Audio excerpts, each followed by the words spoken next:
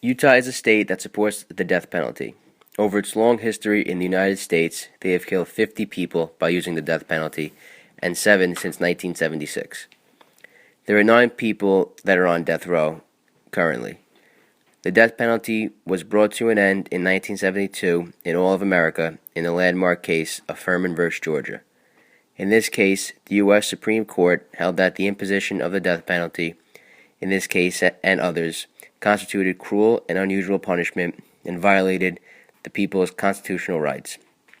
The death penalty was eventually reinstated in Utah on July 1, 1973. The first execution after the reenactment of the death penalty in Utah took place in 1977 when Gary Mark Gilmore demanded his own death sentence following 2 murders he committed in Utah.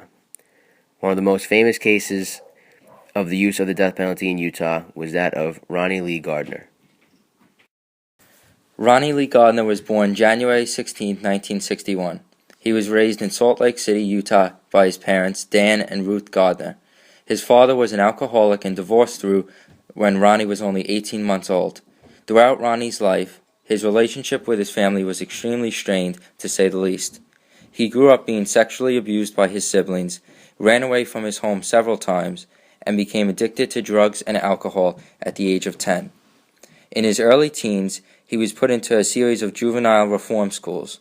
At the age of 14, after being released from Utah State Industrial School, Gardner was placed under the foster care of Jack Stat, a man who was living with Ronnie's brother Randy.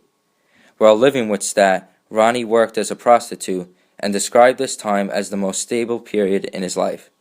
At the age of 19, Ronnie was arrested and convicted of robbery with his brother and sent to Utah State Prison.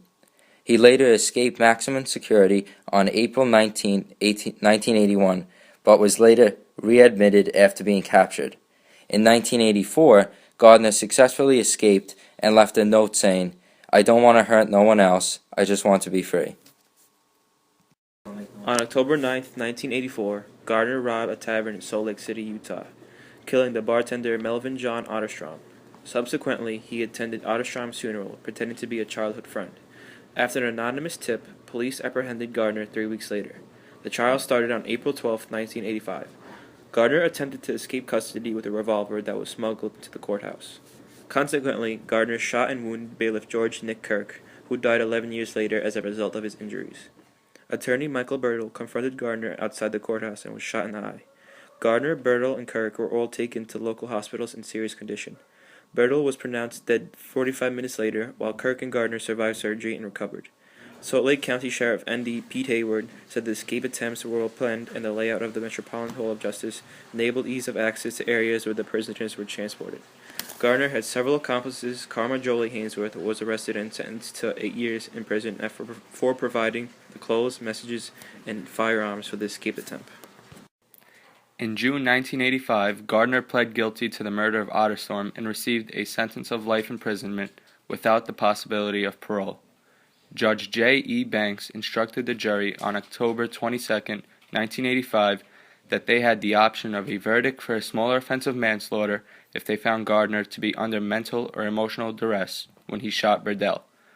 The jurors gathered and spoke about it for about 3 hours and found Gardner guilty of capital murder.